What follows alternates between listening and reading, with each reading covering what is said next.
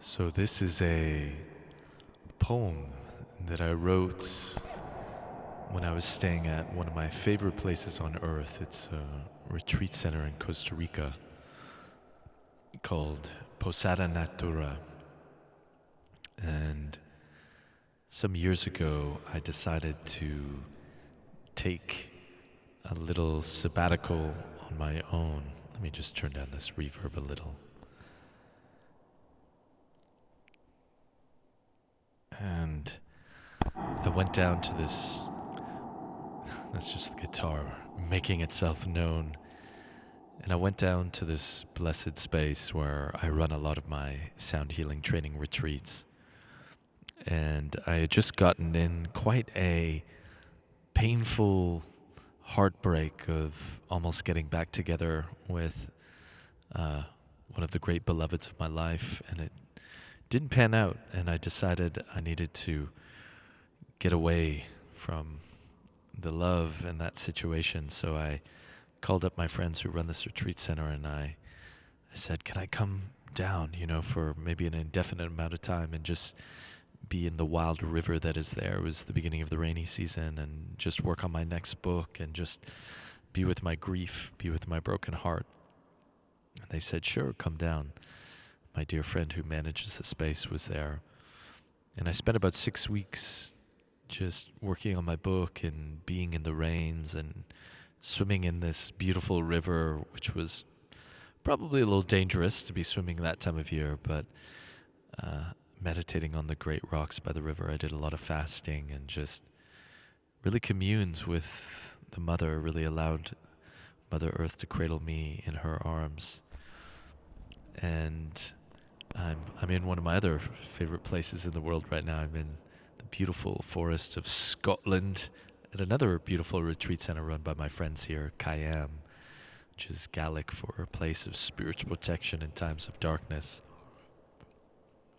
But while I was in that sort of sabbatical, healing my broken heart, I wrote this beautiful poem about my time there, about feeling saved by Mother Earth.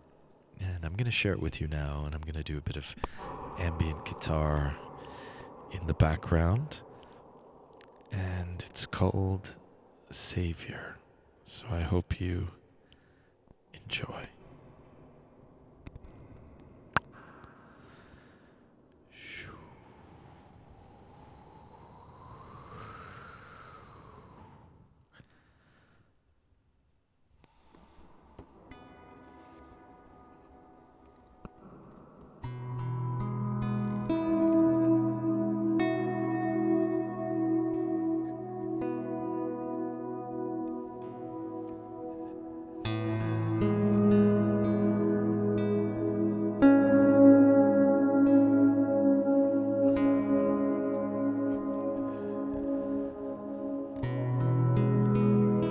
It took me so long to get here, too long. Oh, come now, as I wade naked into this wild river, letting my mind become one with a mercurial flow, denuding ambitions,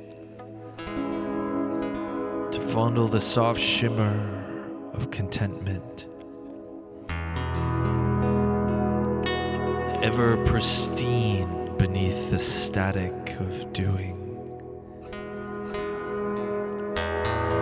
I've been fasting for almost a whole day so that the nakedness of my body can extend to my soul, so I can get clear on the primal desiring of my light. But even beyond that, just to be clear, to melt into voidness, to let go and find the boon of trust just beyond the ramparts of fear.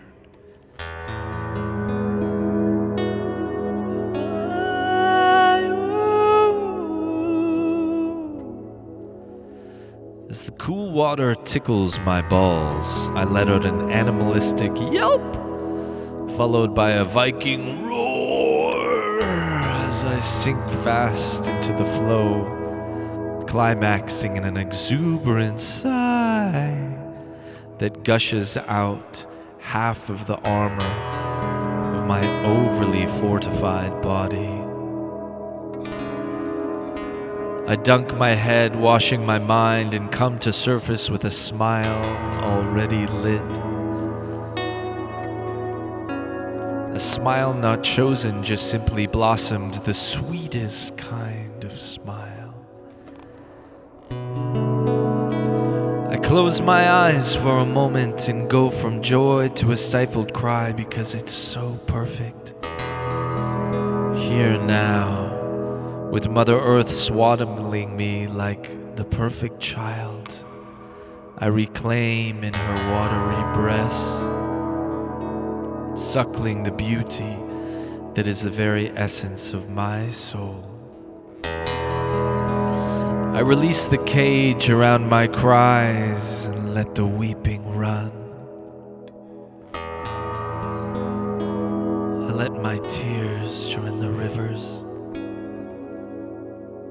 I let myself fall into unison.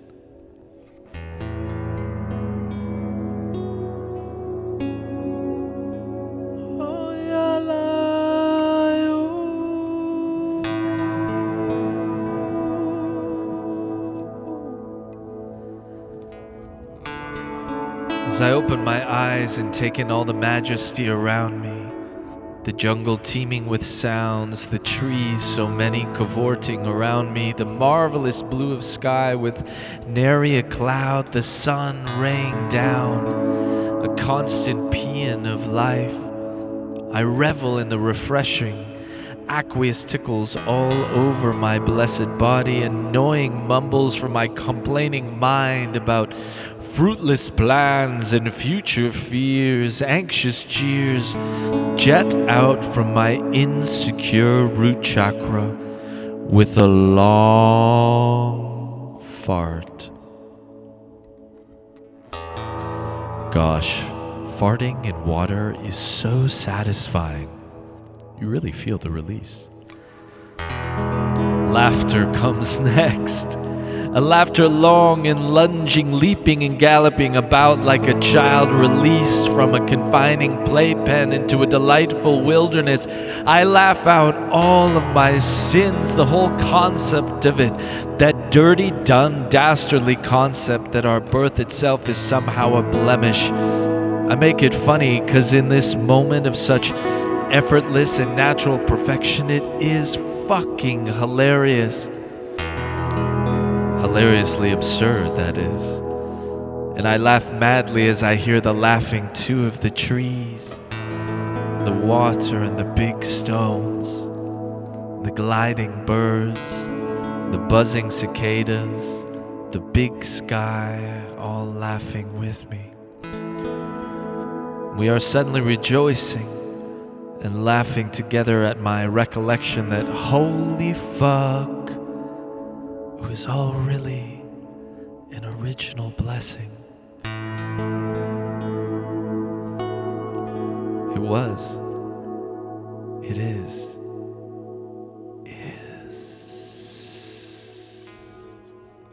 I find myself entranced at the flowing water, the way nature sometimes captivates with its religion of beauty and opens a portal to wisdom ways the moment our presence opens the sails of our soul. I listen and am spoken to by the spirit of the water. It tells me marvelous things about trusting the flow of life, about the tenderness of beingness that always guides without any need to push or prod, about the soothing sounds of nature and how they are a balm for two busy brains.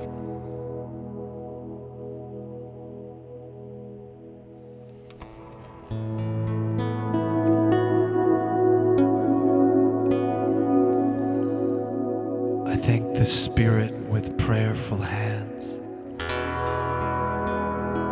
I kiss the water's surface. I spin around, taking it all in, this mother of a world. More tears from the soul, from the overflow of joy's cup.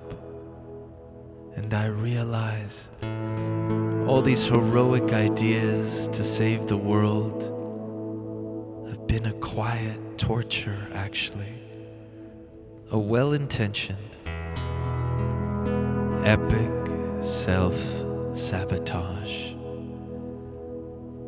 For the world is already saved. For the world, the blessed, beautiful, wildly perfect world has saved me. Oh, sweetest mother, you keep saving.